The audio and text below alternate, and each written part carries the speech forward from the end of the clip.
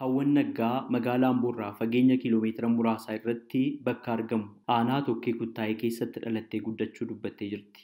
Akkuma barnoota ishee kutaa 10ffaa xumurteen haala jireenyaa maatii ishee fooyyessuuf jecha murtoo irra geesse akkasitti ibsiti. Bakkee mukaan jiraana nama jechuudha. Kutaa 10 fudhadheen qabxiinaa fi dhufnee biyya Arabaa deemee biyya Arabaas kan inni ture Dubaay ture.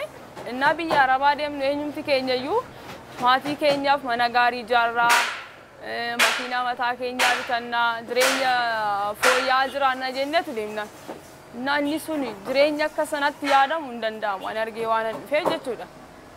Birriin achi argamus immoo waanuma bakka jireenya namaa jijjiiru hin ta'uuni. Umuriidhuma ofii achitti fixuudha malee jechuudha. Ani karaa kootiin waggaa 3 hojjedhe keessatti otoon baradhee yookiin eebbifamuu hin danda'a. Otoon immoo asitti hojii biraa immoo hojjedhe yoon ammoo hojjedhee sadarkaa tokkorra gahuu nan danda'an jechuudha. Ani mataan kootiyyuu birrii xiqqoodhaan qabadhee dhufeeni birriin qabadhee dhufe sanaan immoo maatiin koos itti naa dabalanii ofii kooti san kaawwadhe itti dabaladheen mana nyaataas mana farniicharaas banee hojjechaa ture jechuudha. Bakki nan hojjedhus Amboodhaani. Amma iddoon ani jiru immoo bakka muktii itti hojjetamudha. Kan akka soofaa kan akka biifee wambarii kana fakkaatanidha kan nuti hojjechaa jirru. Na hojii kan biraas immoo mana nyaataa nan hojjedha. Bakki nyaataa koo waluma fuuldura jira. Fuuldura asfaaltii ceen iddoo mana nyaataa dhaqa. Inni kunis immoo daandiidhuma gamanadha manni mukichaa. Na kan inni amma jiru bakkee mukaan jiraana nama jechuudha. Hawwan shamarran warra biroof illee ergaan dabarsite kunooti. Ani jireenya koo waggaa tokko keessatti baay'ee jijjiireeraani. Waggaa tokkotti bichaadha kan inni hojjedhe ergan achi dhufe. Sarraatanyaan ani qabu mana nyaataa keessatti iddoo mana mukaa otoo hin taane sarraatanyaa 5 turanii tokko amma gannajaa ta'eef hin jirtu. Na sarraatanyaa 4tu na bira jira amma jechuudha. Kan kuchiinaa hojjetanii fi kan alatti buna danfisan nama 4. Isaaniif immoo kan inni kanfalu ji'aaniin kanfalaa fi ji'aan immoo warrin 1,000 kanfaluu jiru 900 kanfalaniif jiru.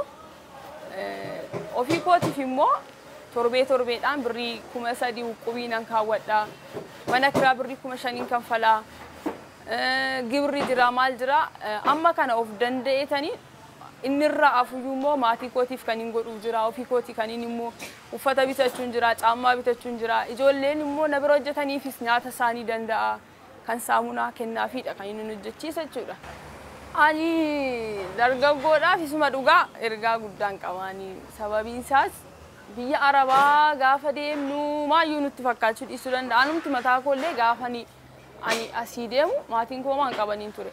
Iddoo liqeeffatanii tura kan adeemsisanii ergan gaafa achi dhaqeetii immoo ani mataan koo gammachuu tokko illee hin qabu. Nan boo'a achitti immoo maatii faanas nagaa hin qabu. As garuu guyyaa tokko boo'een beeku gammachuudhaanidha kan inni hojii mataa koo hojjetadhu. Isinis immoo kan inni isiniin jedhu hin deemiin isiniin jedha. Maaliif asitti mana namaa keessatti iyyuu hojjetanii of jijjiiruun hin danda'amaanii. Asumatti hojjedhaa jiraadhaan jedha.